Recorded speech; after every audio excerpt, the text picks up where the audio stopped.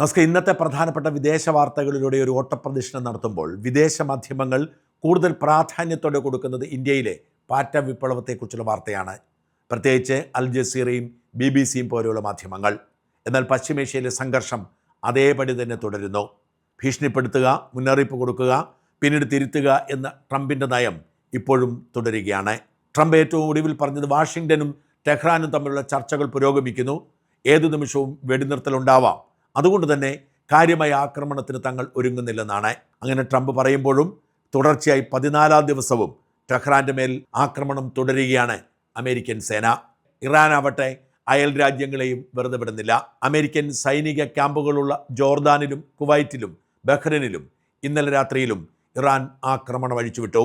ട്രംപിൻ്റെ ഭീഷണിയും സമ്മർദ്ദവുമൊന്നും ഇറാൻ്റെ അടുത്ത് വിലപ്പോവില്ല എന്ന് പറഞ്ഞ് ഇറാൻ വിദേശകാര്യമന്ത്രി അബ്ബാസ് അറഗച്ചി പതിവ് പോലെ രംഗത്തെത്തി.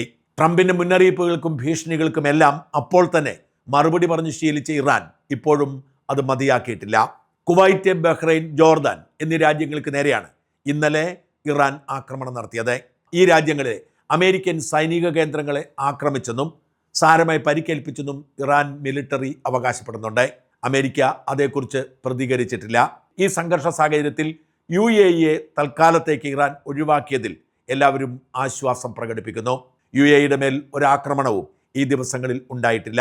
ഹോർമൂസ് കടലിടുക്കിലൂടെ കടന്നുപോകാൻ ശ്രമിച്ച ഇറാന്റെ കപ്പൽ തകർത്തതായി അമേരിക്ക അവകാശപ്പെട്ടിട്ടുണ്ട്. ഹോർമൂസ് കടലിടുക്കിലൂടെ ഒരു ചൈനീസ് കപ്പൽ മാത്രമാണ് ഇന്നലെ കടന്നുപോയത്. ബാക്കി കപ്പലുകളൊക്കെ ആക്രമിക്കപ്പെടുന്ന സാഹചര്യം മൂലം പിൻവാങ്ങുകയാണ് ചെയ്തത്. അതേസമയം പശ്ചിമേഷ്യൻ സംഘർഷത്തിൽ പുതിയൊരു യുദ്ധമുഖം കൂടി തുറന്നുകൊണ്ട് യമനിലെ ഹോദിയാദയ്ക്ക് നേരെ സൗദി അറേബ്യ ആക്രമണം നടത്തി. ഹോദിയാദ് എന്ന തുറമുഖ നഗരം കേന്ദ്രീകരിച്ചാണ് ഹൂത്തികൾ യമനെ നിയന്ത്രിക്കുന്നത്. വ്യവസ്ഥാപിത രീതിയിൽ രൂപപ്പെട്ട യമനി സർക്കാരും ഹൂത്തികൾ നേതൃത്വം കൊടുക്കുന്ന വിമത സർക്കാരുമുണ്ട്. ഈ വിമത സർക്കാരിനെ നിയന്ത്രിക്കുന്ന പ്രധാനപ്പെട്ട നഗരമാണ് ഹോദിയാദ. ഹോദിയാദയിലെ പ്രധാന തുറമുഖത്തിലേക്കടക്കം സൗദി അറേബ്യയുടെ ആക്രമണമുണ്ടായി എന്നാണ് റിപ്പോർട്ട്. തുറമുഖം ആക്രമിക്കപ്പെട്ടു എന്ന വിവരം ഹൂത്തികൾ നിഷേധിച്ചിട്ടുണ്ടെങ്കിലും സൗദി അറേബ്യ തങ്ങൾക്ക് നേരെ ആക്രമിച്ചു, ബോംബിട്ടു എന്ന കാര്യം സ്ഥിരീകരിച്ചിട്ടുണ്ട്. സൗദി തീക്കൊള്ളുകൊണ്ടാണ് തല ചൊറിയുന്നത്, തിരിച്ചടിക്കുമെന്ന് ഹൂത്തികൾ പ്രഖ്യാപിച്ചിട്ടുണ്ട്. ഇറാന്റെയും അമേരിക്കയുടെയും മാറി മാറിയുള്ള പ്രഖ്യാപനം മൂലം ഹോർമുസ് കടലിടുക്കിൽ കപ്പൽ ഗതാഗതം തടസ്സപ്പെട്ടതിന് തൊട്ടു പിന്നാലെയാണ് ചെങ്കടലിലും സംഘർഷം സങ്കീർണമായതും ചെങ്കടലിലെ സൗദി കപ്പലിന് നേരെ ഹൂത്തികൾ ആക്രമണം നടത്തിയതും. ഇതിന് പകരമായാണ് ഹൂത്തികൾക്ക് നേരെ സൗദി ആക്രമണം നടത്തിയത്. ചെങ്കടലിൻ്റെ നിയന്ത്രണം തങ്ങളുടെ കയ്യിലാണെന്നും ഒരു കപ്പലും കടന്നുപോകാൻ അനുവദിക്കില്ലെന്നും ഹൂത്തികൾ പറഞ്ഞിട്ടുണ്ട്. ഇതോടുകൂടി എണ്ണവില കുതിച്ചുയരുകയും ബാരലിന് $100 കടക്കുകയും ചെയ്തു.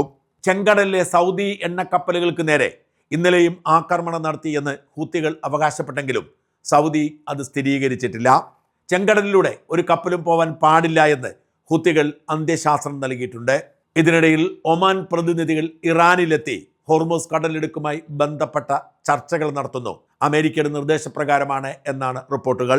ഇറാൻ അണുവായുധ ശക്തിയായി മാറുമ്പോൾ ബദലായി സൗദിയെ അണുവായുധ ശക്തിയാക്കാനുള്ള അമേരിക്കയുടെ തീരുമാനത്തിൻ്റെ പകരമായി അമേരിക്കയും സൗദിയും തമ്മിൽ അടിയന്തരമായി കരാർ ഒപ്പിട്ടത് ഇതിനിടയിൽ ചർച്ചയായിട്ടുണ്ട്. എന്നാൽ കരാറിനു ശേഷം ട്രംപ് ഒരു നിബന്ധന കൂടി വെച്ചതോടെ ആശങ്ക കൂടുതൽ രൂക്ഷമാകുന്നു.